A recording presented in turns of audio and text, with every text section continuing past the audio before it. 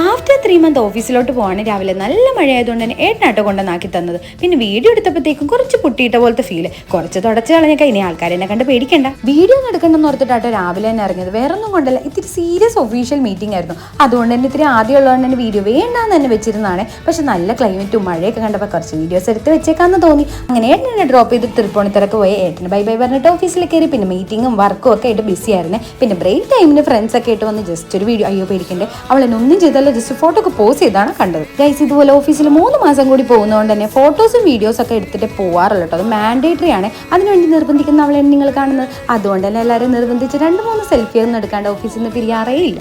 പിന്നെ ഞാൻ എപ്പോഴും ഓഫീസിന്റെ വീഡിയോ പറയുന്ന പോലെ തന്നെ എല്ലാവരും കൂടിക്കഴിഞ്ഞ് പിരിയുമ്പോഴത്തേക്കും ഒരു വിഷമമാണെന്നേ. ഭാഗ്യത്തിന് ഈ പ്രാവശ്യം തൃപ്പൂണിത്തറയിലോട്ടായതുകൊണ്ടും അവിടെ പാർട്ടിക്ക് ഒരു കുറവില്ലാത്തതുകൊണ്ട് എൻ്റെ വിഷമം കണ്ടാക്കി എനിക്കൊരു ഫ്രൈഡ് ചിക്കൻ തന്നു. ആ ഫ്രൈഡ് ചിക്കൻ കഴിച്ച വിഷമം ഞാൻ അങ്ങോട്ട് കടിച്ചിറക്കി. അപ്പോൾ അടുത്ത വീഡിയോ ആയിട്ട് വരാം. ഇപ്പോൾ ബൈ ബൈ.